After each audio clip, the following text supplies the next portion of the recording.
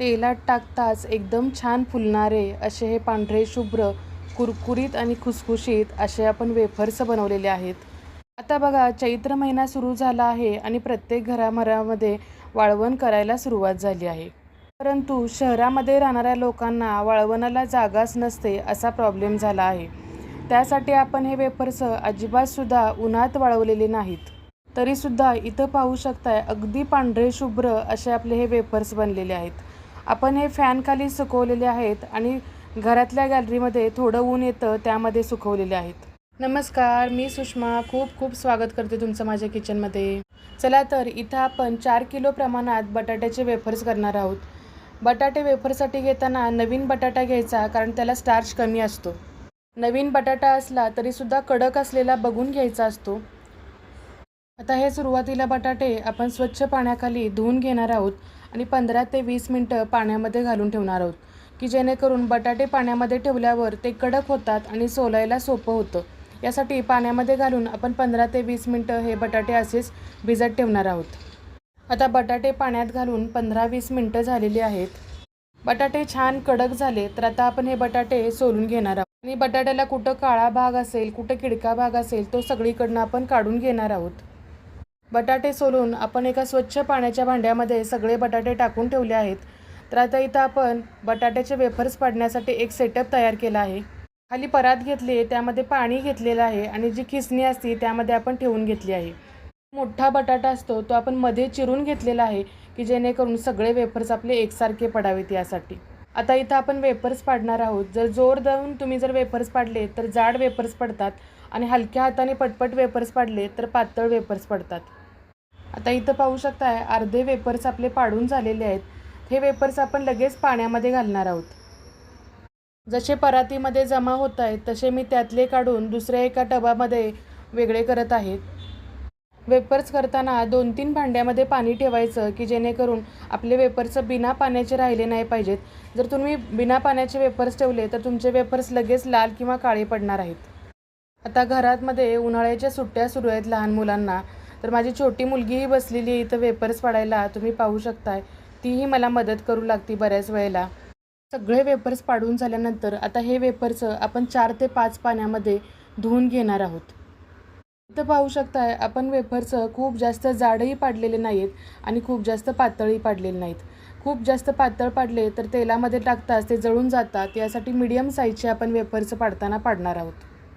आणि बटाटा घेताना आतून पांढरा असलेला बटाटा घेतला तर बऱ्याच वेळेला पांढरे शुभ्रच असे वेफर्स बनतात.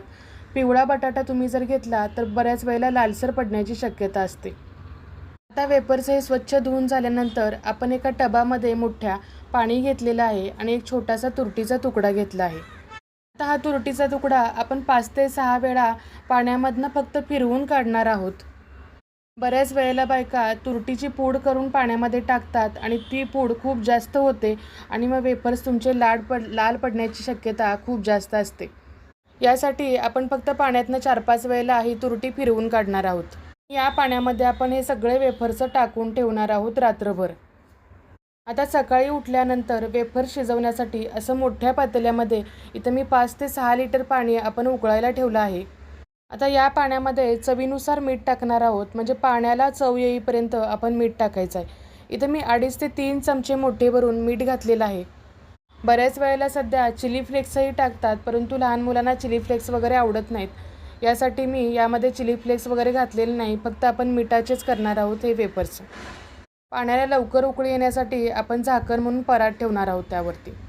पाण्याला उकळी येते तोपर्यंत आपण हे तुरटीच्या पाण्यात घातलेले वेफर्स 3 ते 4 पाण्यानं स्वच्छ धुवून घेणार आहोत. आता हे वेफर्स आपण 3 ते 4 पाण्यामध्ये नळाच्या खाली धुवून घेणार आहोत.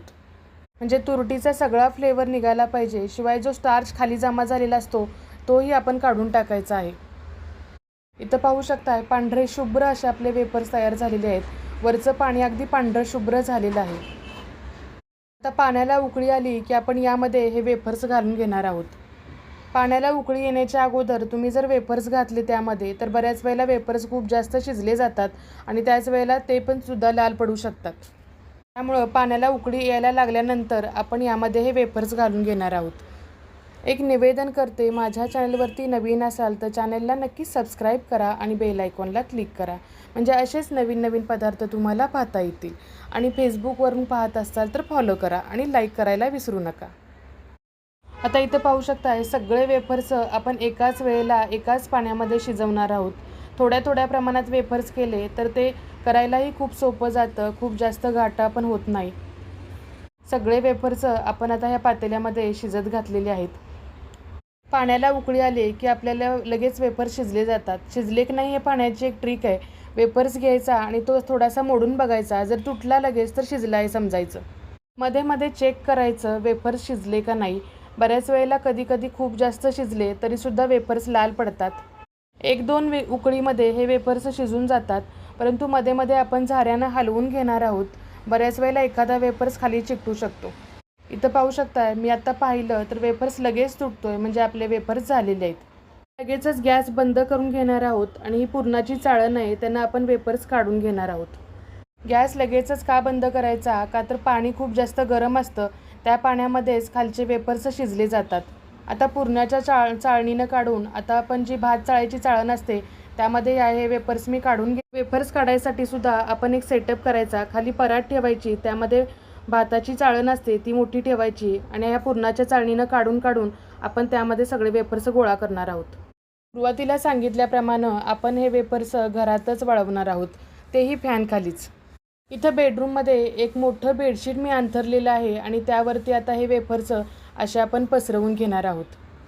वेफर्स किंवा वाळवणाचा पदार्थ घरात करायचा म्हणजे घरातली सगळीच लोक मदतीला येतात. इथं माझ्या छोट्या मुलीनं सगळे वेफर्स पसरवून ठेवले. तिला आवडतं खूप जास्त असल्या गोष्टी करायला. तर सुट्टीमध्ये अशा गोष्टी केल्या की त्यांना मनोरंजनाचा एक वेगळा विषय होतो, मोबाईलशिवाय काहीतरी बघण्याचा किंवा करण्याचा.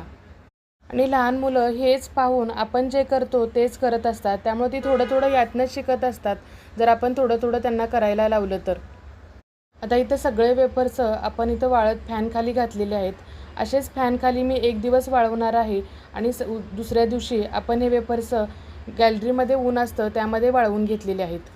एक 2-3 दिवसानंतर इथं पाहू शकताय, पांढरे शुभ्र अगदी वेफर्स झालेले आहेत. कडक तेलामध्ये हे वेफर्स आपण तळून घेणार आहोत. तेलात टाकताच पटकन वर येत आहेत. दिसतानाच बघा किती पांढरे शुभ्र असे वेफर्स आपले तयार झालेले आहेत आणि कुरकुरीत आणि खुसखुशीतच झालेतच. तुम्हाला आवाजावरून समजेलच. आता मी हे मोडून दाखवते तुम्हाला, किती छान कुरकुरीत झाले ते. या उन्हाळ्यात असे वेफर्स नक्की ट्राय करा, अजिबात उन्हात वळवायची गरज लागणार नाही. रेसिपी आवडल्यास लाईक, शेअर, सबस्क्राईब करा. परत भेटू अशाच